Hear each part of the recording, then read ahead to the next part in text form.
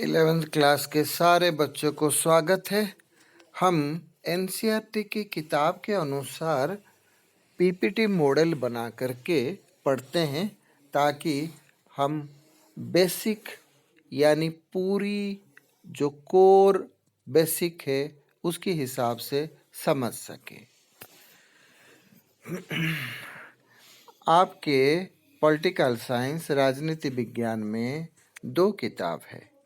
पहला किताब तो संविधान के बारे में है और दूसरी राजनीतिक संरचना राजनीति के बारे में है।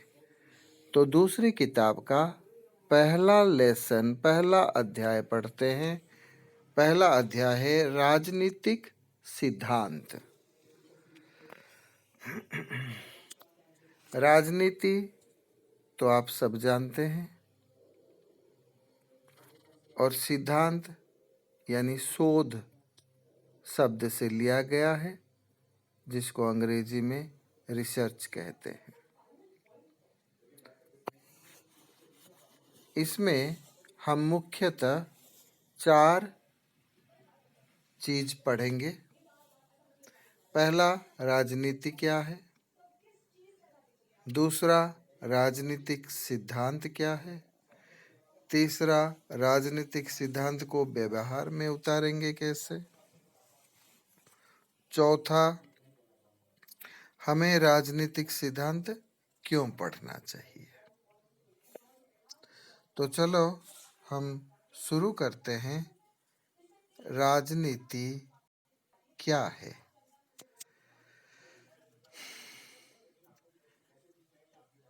यानी राजनीति का अर्थ क्या है, असल में राजनीति क्या होता है। अगर हम सही मायने में राजनीति का अर्थ ढूंढे तो बड़ा सिंपल तरीके से हम ये कह सकते हैं राजनीति का अर्थ है जन सेवा करना, यानी राजनीति जन सेवा है।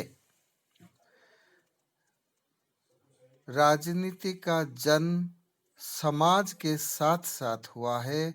समाज के लिए अच्छा क्या है, बुरा क्या है, ये चर्चा करना और सामूहिक निर्णय लेना कि अच्छा क्या है और अच्छा क्या नहीं है, उसे फिर क्रियान्वित करना है। ये सारा राजनीति में जाता है। समाज का विकास करना, समाज का समस्याओं को बारे में पता लगाना और समाज के समस्याओं को पता लगा के उसके हल ढूंढना, ये सारा राजनीति है। तो फिर मैं दोबारा कह देता हूँ, राजनीति का अर्थ क्या है? राजनीति का अर्थ जन सेवा है। यहाँ पे जो दिया गया है जन सेवा, उसको अंडरलाइन करते हैं। राजनीति का अर्थ जन सेवा है। पर जो समाज में हम राजनीति का अर्थ यानी व्यवहारिक तरीके से जो राजनीतिक अर्थ इस्तेमाल करते हुए देखते हैं वो अलग है, वो नेगेटिव है। क्योंकि आजकल ज़्यादातर राजनीति लोग अपने स्वार्थ पूर्ति करने के लिए राजनीति में जाते हैं और राजनीति में स्वार्थ पूर्ति करने की काम भी करते हैं। इसीलिए लोग राजनीति का अर्थ भी ये सोचते हैं कि ये स्वार्थ पूर्ति करना है, पर असल में इसका उल्टा है। राजनीति का अर्थ जन सेवा है। तो हम अब आगे चलते हैं। राजनीति के सिद्धांत क्या है? ये जो संविधान ये रातों रात नहीं बना है।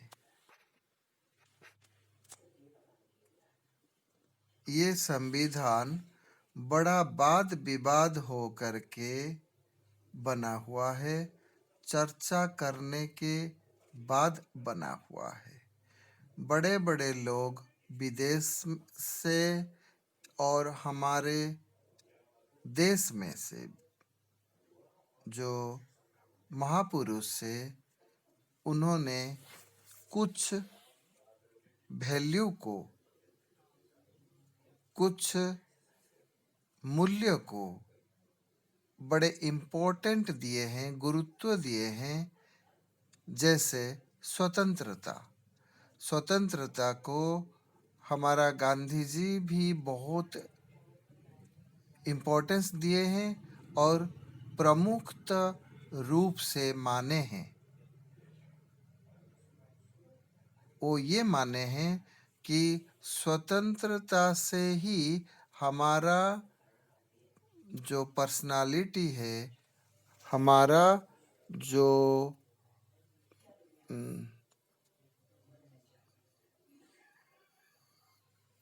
हमारा पर्सनालिटी उभरता है। विकास होता है हमारे, उसके बिना हमारा विकास संभव नहीं है।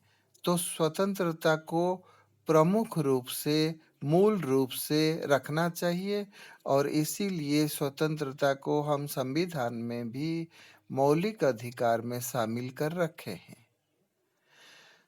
इसी तरह से अंबेडकर ने समानता को भी प्रमुखता दिए हैं और ये कहे हैं कि स्वतंत्रता के साथ साथ समानता जो मूल्य है वो भी प्रमुख रूप से होना चाहिए, रखना चाहिए हमारा विकास के लिए।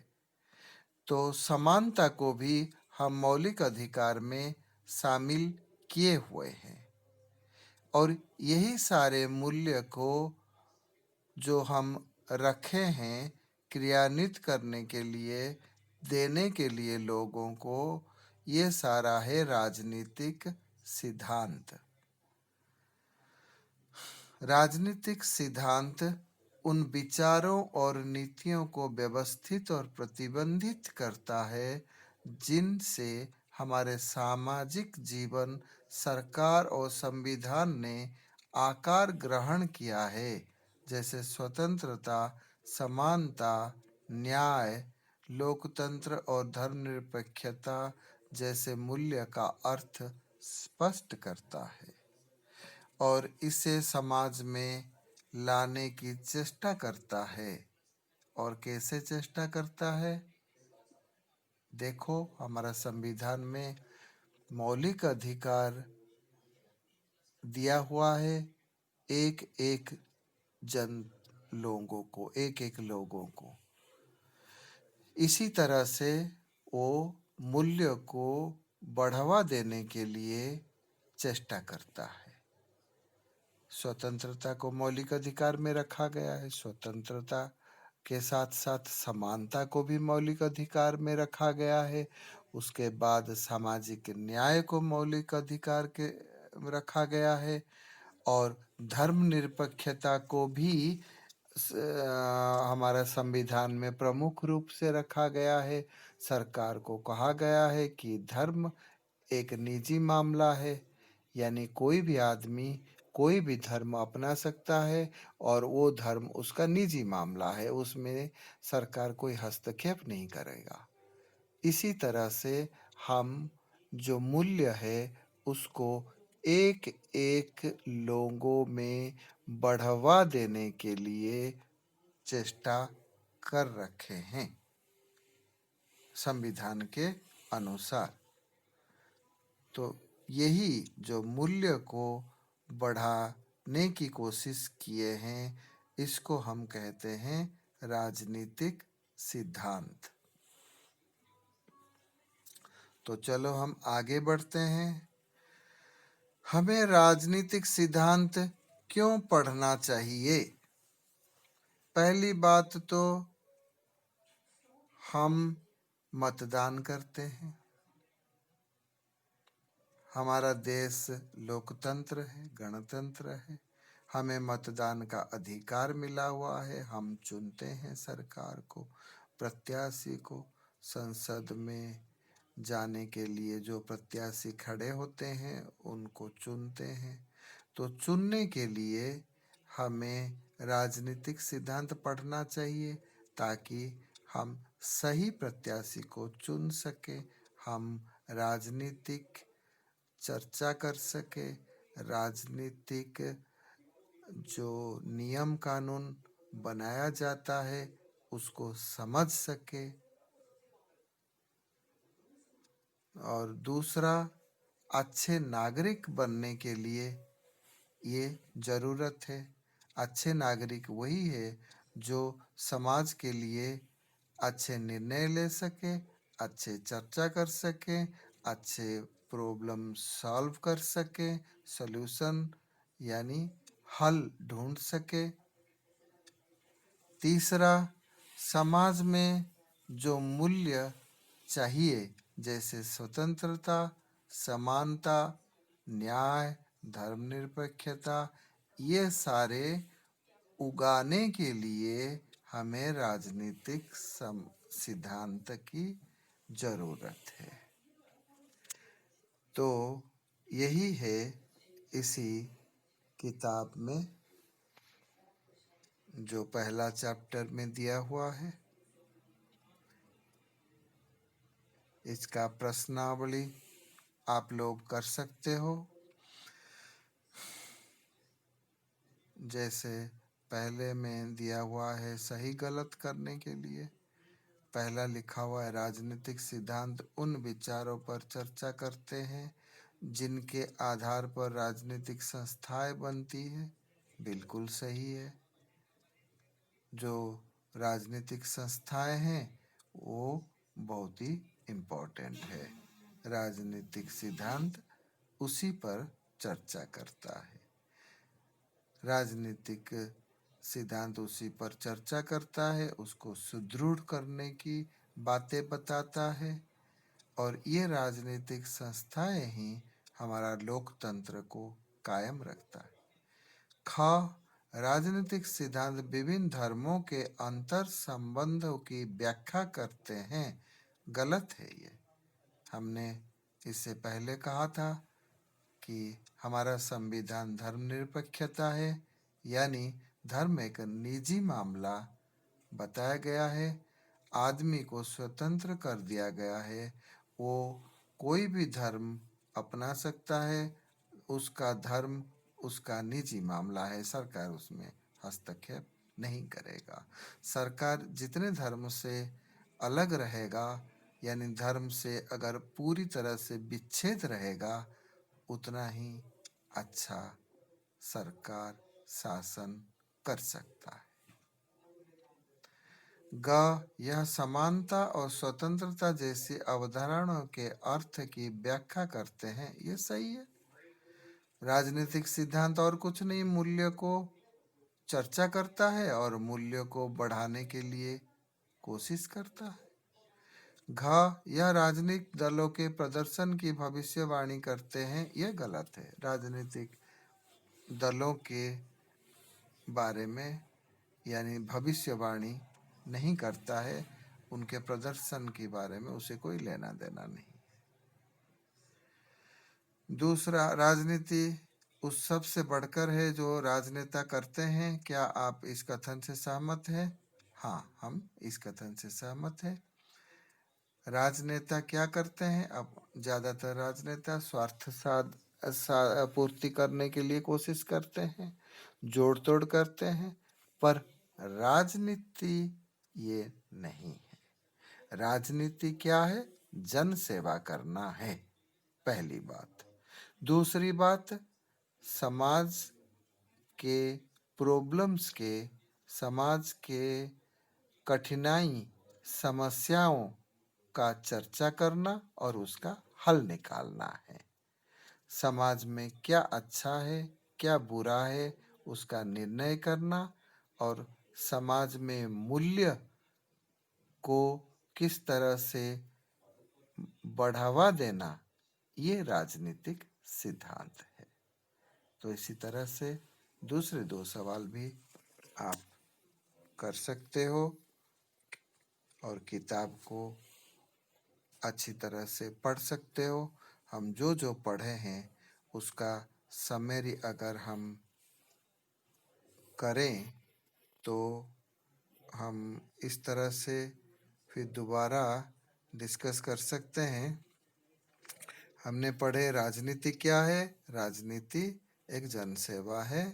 समाज के बारे में अच्छा या बुरा चर्चा करना और समाज के प्रॉब्लम्स के यानी समस्याओं के हल करना और समाज में मूल्य को बढ़ावा देना। राजनीतिक सिद्धांत क्या है। राजनीतिक सिद्धांत मूल्यों को बढ़ावा देना, जैसे स्वतंत्रता को बढ़ावा देना, समानता को बढ़ावा देना, न्याय को बढ़ावा देना और धर्मनिरपेक्षता को बढ़ावा देना, ये राजनीतिक सिद्धांत है। और इसको किस तरह से बढ़ावा देना, ये भी यही राजनीतिक सिद्धांत बताता है। जैसे कि हमारा संविधान में राजनीतिक सिद्धांत ये बताता है कि जो मूल्य बहुत ही इम्पोर्टेंट है, प्रमुख है, उसे मौलिक अधिकार के रूप में जनता को दे दिया जाए। और देखोगे हमारा जो 6 मौलिक अधिकार दिया गया है, वहाँ स्वतंत्रता एक मौलिक अधिकार के रूप में सारे नागरिक को, एक एक नागरिक को दिया गया है। इसी से एक एक नागरिक को स्वतंत्र बनाने की कोशिश किया गया है और वो स्वतंत्र है। अगर उसका मौलिक अधिकार हनन होता है तो वो सुप्रीम कोर्ट जा सकता है और जो उच्च न्यायालय सुप्रीम कोर्ट वो सरकार को रोक सकता है कि इस नियम से मौलिक अधिकार हनन हो रहा है, किसी का स्वतंत्रता हनन हो रहा है और ये नियम को रोक दिया जाए। तो इतनी ज़्यादा इम्पोर्टेंस गुरुत्व दे करके हमारा संविधान बनाया गया है ताकि एक एक आदमी को स्वतंत्र रखा जाए। इसी तरह से हमारा 6 मौलिक अधिकार में समानता भी एक मौलिक अधिकार दिया गया है और इसी तरह से सामाजिक न्याय को भी मौलिक अधिकार दिया गया है। तो यही है राजनीतिक सिद्धांत जो मूल्य को बढ़ावा देता है। आगे हम पढ़ेंगे राजनीतिक सिद्धांत हम क्यों पढ़ना चाहिए। पहला तो क्यों पढ़ना चाहिए, क्योंकि हम मतदान करते हैं। दूसरा क्यों, क्योंकि हमें अच्छे नागरिक बनना है, हमें मूल्य के साथ एक अच्छे ह्यूमन बीइंग, अच्छे मनुष्य बनना है। और तीसरा समाज में ये मूल्य को हमें बढ़ावा देना है, जैसे स्वतंत्रता, समानता, न्याय और धर्मनिरपेक्षता इत्यादि को। तो ये रहा आपका पहला किताब, दूसरा किताब का पहला अध्याय, राजनीतिक सिद्धांत। और बाकी जो पहले किताब संविधान के बारे में है वो सारे आपने देख लिए होंगे, क्योंकि आपने सब्सक्राइब करते ही वो सारे आपको अपने आप मिल जाएगी। अगर सब्सक्राइब नहीं किए हो तो सब्सक्राइब कर लो, ताकि सारे जो तुम्हारे चैप्टर से अध्याय हैं वो आपको ऑटोमेटिकली मिलती रहेगी। धन्यवाद।